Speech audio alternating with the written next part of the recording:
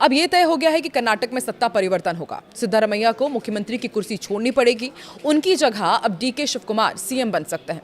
पिछले 2 साल से ये रस्साकशी चल रही थी। आखिरकार अब जाकर सिद्धारमैया आधे मन से ही सही लेकिन मान गए। लेकिन ऐसे में सवाल ये पूछा जा रहा है कि आखिर कांग्रेस ने उन्हें ऐसा क्या ऑफर किया कि सिद्धारमैया मान गए पूरे 3 साल बाद।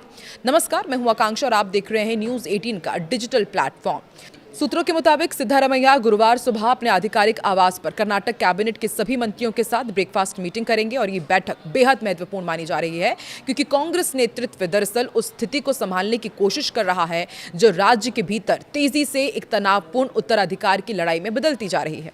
पर्दे के पीछे का ये नाटकीय घटनाक्रम दिल्ली में करीब 7 घंटे तक चली बैठकों के दौरान सामने आया। हालांकि वरिष्ठ कांग्रेस नेताओं ने सार्वजनिक रूप से नेतृत्व परिवर्तन पर किसी भी चर्चा से इंकार कर दिया है और जोर देकर कहा है कि बातचीत सिर्फ राज्यसभा और कर्नाटक विधान परिषद चुनाव तक ही सीमित थी। लेकिन सूत्र साफ कह रहे हैं कि सिद्धारमैया को मना लिया गया है। कांग्रेस नेतृत्व ने सिद्धारमैया से साफ कहा है कि पार्टी को अब दिल्ली में उनके जैसे प्रमुख ओबीसी चेहरों की जरूरत है, विशेष रूप से ऐसे समय में जब राहुल गांधी ने देश भर में कांग्रेस के सामाजिक न्याय और जाति जनगणना के मुद्दे पर काफी धार दी है। चर्चाओं से वाकिफ एक सूत्र ने बताया कि उनसे कहा गया है कि वो एक बड़े ओबीसी चेहरे हैं और पार्टी चाहती है कि वे 2029 के लोकसभा चुनाव की तैयारी के तहत राष्ट्रीय स्तर पर बड़ी भूमिका निभाएं। और ये भूमिका सिर्फ बड़ी नहीं, बहुत बड़ी मानी जा रही है। सूत्रों ने यह भी जोड़ा कि नेतृत्व ने सिद्धारमैया को आश्वासन दिया है कि यदि वो राज्यसभा के रास्ते दिल्ली आने के लिए तैयार हो जाते हैं तो उनकी अन्य सभी बातों को और मुद्दों का पूरा ध्यान रखा जाएगा।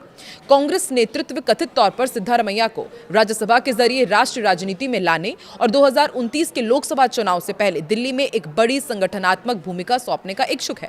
राज्यसभा के रास्ते को एक राजनीतिक रूप से आसान एग्जिट फॉर्मूला माना जा रहा है जिससे सिद्धारमैया का कद और उनकी जो प्रासंगिकता है उसमें कमी ना हो और ऐसा ना लगे कि उन्हें कर्नाटक की राजनीति से बाहर धकेला गया है। कहा तो यह भी जा रहा है कि उनके बेटे को कर्नाटक में डिप्टी सीएम की पोस्ट दी जा सकती है।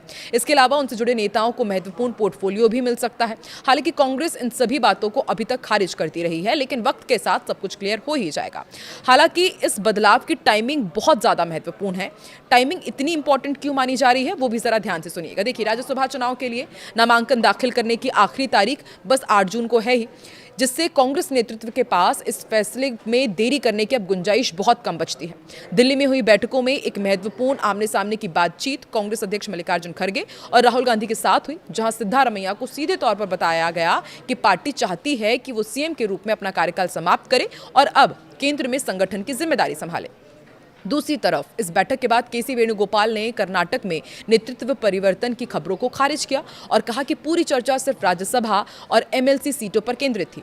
भले ही सूत्रों का कहना है कि उत्तराधिकारी पर कोई औपचारिक चर्चा नहीं हुई, लेकिन इन घटनाक्रमों ने उप मुख्यमंत्री डीके शिवकुमार को एक बार फिर कर्नाटक की सत्ता की राजनीति के केंद्र में ला दिया है।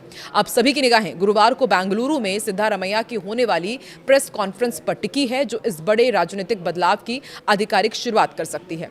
वहीं लेकिन सत्ता छोड़ने से पहले सिद्धारमैया खेमे ने एक ऐसी शर्त रखी है जिन्होंने डीके शिवकुमार की राह आसान होने की जगह और मुश्किल बना दी है। ये शर्त क्या है वो भी आपको बताते हैं। देखिए, रिपोर्ट्स के मुताबिक सिद्धारमैया गुट ने साफ कर दिया कि अगर डीके शिवकुमार को सीएम बनाया जाता है तो सरकार में कई डिप्टी सीएम बनाए जाए। राजनीतिक जानकार इसे सीधे तौर पर डीके शिवकुमार की ताकत सीमित करने की रणनीति के रूप में देख रहे हैं। कांग्रेस के अंदर दरअसल ये संदेश देने की कोशिश की जा रही है कि सत्ता परिवर्तन का मतलब सत्ता का पूर्ण हस्तांतरण नहीं होगा। दरअसल सिद्धारमैया सिर्फ मुख्यमंत्री नहीं बल्कि कर्नाटक कांग्रेस के सबसे बड़े जनाधार वाले नेताओं में गिने जाते हैं। पिछड़ा वर्ग, खासकर कुरुबा समुदाय में उनकी मजबूत पकड़ है। ऐसे में उनका खेमा नहीं चाहता कि डीके शिवकुमार पूरी तरह संगठन और सरकार दोनों पर नियंत्रण स्थापित कर ले और यही वजह है कि अब सत्ता संतुलन का नया फॉर्मूला सामने लाया गया है। सूत्रों के अनुसार सिद्धारमैया गुट ने सिर्फ कई डिप्टी सीएम की ही मांग नहीं रखी, बल्कि कांग्रेस कर्नाटक अध्यक्ष पद पर भी अपने पसंद के नेता को बैठाने की कोशिश शुरू कर दी है। माना जा रहा है कि वरिष्ठ नेता सतीश जारकीहोली का नाम इसी रणनीति के तहत आगे बढ़ाया गया है। अनुसूचित जनजाति समुदाय से आने वाले जारकीहोली को प्रदेश अध्यक्ष बनाकर कांग्रेस सामाजिक समीकरण भी साधना चाहती है और सिद्धारमैया खेमे को भी संतुष्ट करना चाहती है। यानी साफ है कि यदि डीके शिवकुमार मुख्यमंत्री बनते भी हैं तब भी उन्हें पूरी तरह स्वतंत्र राजनीति स्पेस शायद ही मिल पाए।